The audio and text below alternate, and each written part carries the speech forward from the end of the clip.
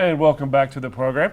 Well, we're now joined by Nellie Bogart and Valerie Bogart with the Youth Village in Fort Walton Beach to talk about all the great things they do at the village and some things on the horizon coming real soon for the village. They're going to share with us and how you might be able to get involved. Ladies, thank you so much for coming on the program today. Well, thank you for having us. Absolutely, absolutely. Nellie, let's start with you. Tell us a little bit about the Youth Village and kind of the programs and history of the village there. Okay, well, as a matter of fact, yay us, September marked 20 years that we've had the Youth Village. It started out as Youth Bring a Friend, but then it turned into a village because it takes a village to raise a child. So it started out with about 5 kids, and we had a grant from the Department of Juvenile Justice. So what we offer is help with homework, first of all, mentoring, and as our mission statement says, it's a safe place for kids to gather after school.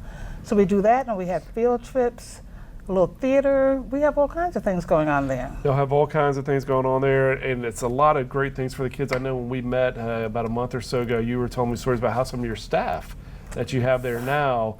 Tell us about that. Two of my staff members now. One started at Youth Village, which is Valerie's assistant. She was one of the first 5 children that we had. They were in Ruckle Middle School, and so now she's there as the assistant director, and her children. This is called the Circle of Life. Her children are there during the summer. Both of her little girls are there during the summer for summer camp. And so my other one, her name is Bee. She and her twin sister and her brother started at Youth Village when they were about 9 years old. Yeah. And so she's there now as one of our lead teachers. I just love that, they're paying it back. They come back. They went through the program. They loved it so much. They wanted to work there. I just absolutely love that. That's a testament to what you guys are doing over there. If somebody wants to get involved, maybe the summer program next year, if they want to try to sign their kid up for an event maybe next year, if it's, how can they go about doing that? How can people get involved? Or if somebody wants to come volunteer or donate or anything? Yes, how volunteers. Volunteers yeah, we need volunteers. Sure. The best place, because we have a great new website, and it's ouryouthvillage.org. Ouryouthvillage.org. Please check it out. There's all kinds of information on what we've done, what we're doing, and anything you need to know is there. Or, as you can see with our telephone number, you could call us. But the best place is the website to sign up for anything. For after school, summer, and preschool. Valerie will talk about that in a moment. We're ready, but we do need volunteers a lot. One-on-one with elementary school homework, and just to help us out, especially when we get ready to move. We need some arms. Well, you just led me right into the next one. Get ready to move. So what's going on with you guys? What's the big change coming up? Oh, it's going to be awesome. I'll let Valerie lead into that.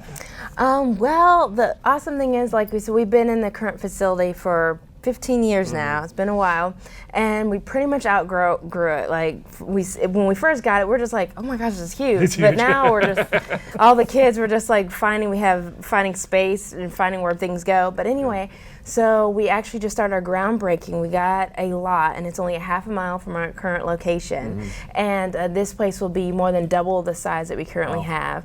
And we're adding programs. So currently we have after school and summer camp for school-age kids from kindergarten through 8th grade.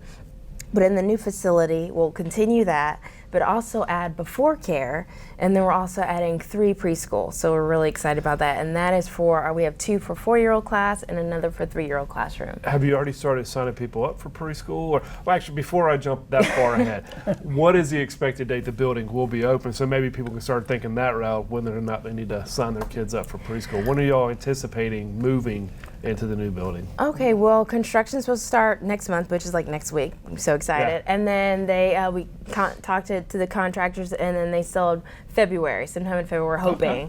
So around there. So early 2020 is what we're looking at. And how many kids are y'all looking to add to the preschool program, and how can people sign up for that? We're hoping to add 58 children. We can have 40 4-year-olds, and then we'll have about 18 3-year-olds. And we do have a billboard up that's right on Beale. So some people have seen it. They've told me they've seen it because my daughter's on it, so they see it. So it's just coming soon. But we've actually had a lot of people call us, and we actually have a wait list now. So if anybody's interested in watching now, say, well, I have a 2-year-old or 3-year-old, and people plan like a year ahead.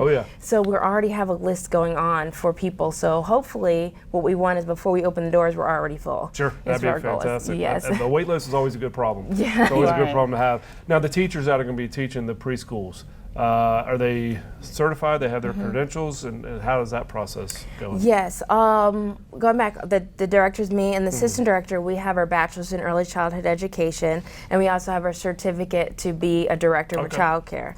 For the teachers, we're going to have a minimum of 2 teachers in each classroom, and that will help everybody. So with that, at least our lead teachers will have their credentials, and then their 40 hours, and both teachers will have their 40 hours. And for those that aren't familiar with early childhood, that is courses that you have to take through the Department of Children and Families, and that goes over children that may have special needs, important rules you need to know, regulations you need to know. So, you hear things in the paper, sadly, but I think if people know what to do and see, then they'll have they also know about health and nutrition. So a lot of things that's covered in there are really important things that you see, sadly, in the paper that they need, areas that have problems in. So we're trying to be very preventive because we want to provide a safe place for everybody, for the children, the staff, the parents to feel that this is a good place. Well, you guys have done a fantastic job for 20 years now, and again, it's obvious with some of your former kids coming back to help